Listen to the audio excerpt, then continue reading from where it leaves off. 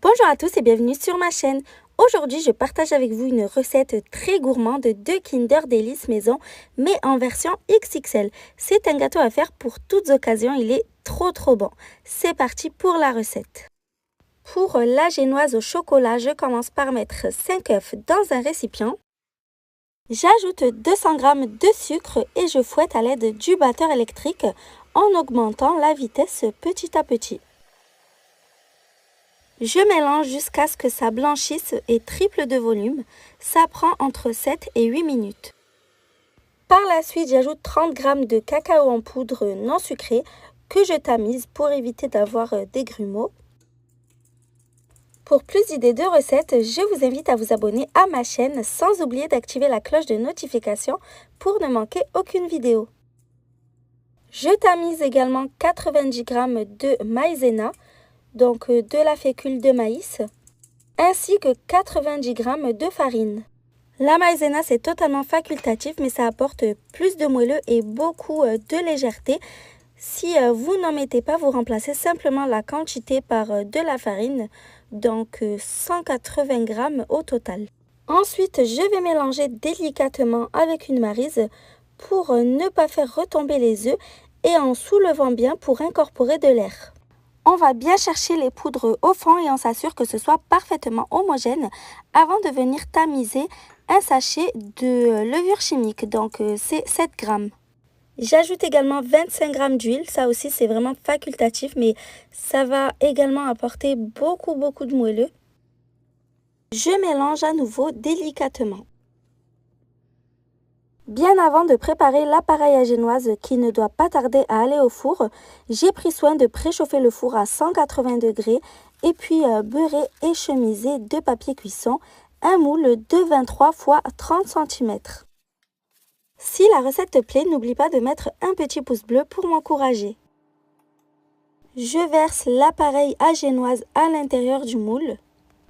Je veille à ce que la pâte soit bien uniforme dans le moule, qu'il n'y ait pas un côté où il y en a plus qu'un autre. Et j'enfourne donc à 180 degrés pour 20 minutes. Pendant que le gâteau cuit, je vais préparer un sirop à base de 200 ml de lait ainsi que 100 g de sucre. Vous mettez aussi de la vanille liquide ou en poudre. Moi, j'en mets pas parce que j'ai utilisé du sucre vanillé maison. Vous pouvez remplacer le lait par de l'eau, mais je vous conseille vraiment le lait qui apporte beaucoup plus de moelleux et de goût au gâteau. Je porte le tout à ébullition et quand c'est prêt, je retire du feu et je laisse complètement refroidir. Quand le gâteau est cuit, je le retire du four. Je vérifie la cuisson à l'aide de la lame d'un couteau ou d'un cure-dent. Et je démoule le gâteau immédiatement sur une grille.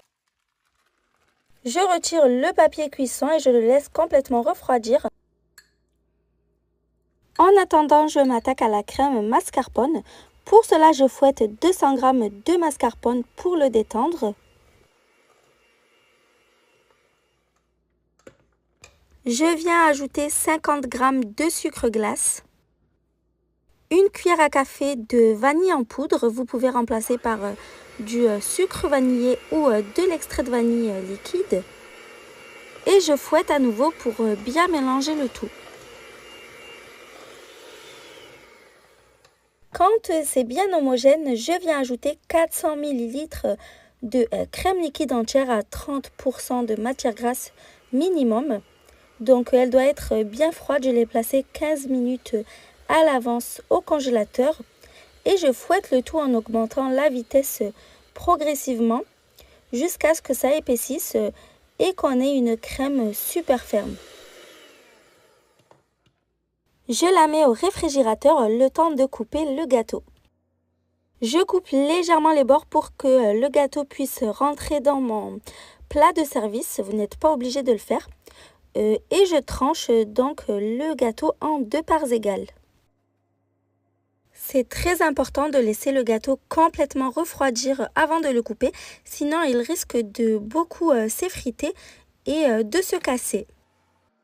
Si le gâteau a une bosse sur le dessus à la cuisson, ça arrive, il faut couper légèrement le dessus pour avoir un gâteau bien lisse. Quand le sirop est bien froid également, donc je l'ai placé au frais, j'imbibe généreusement la première couche de génoise au chocolat.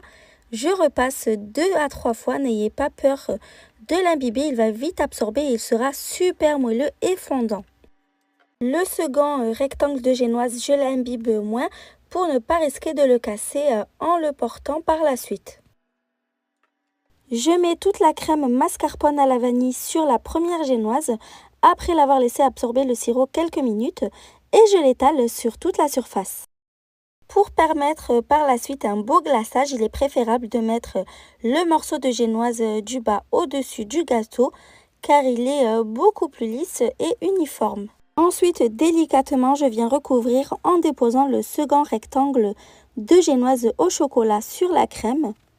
J'appuie un peu pour, on va dire, souder le gâteau. Je viens lisser les bords avec une spatule pour retirer l'excédent de crème.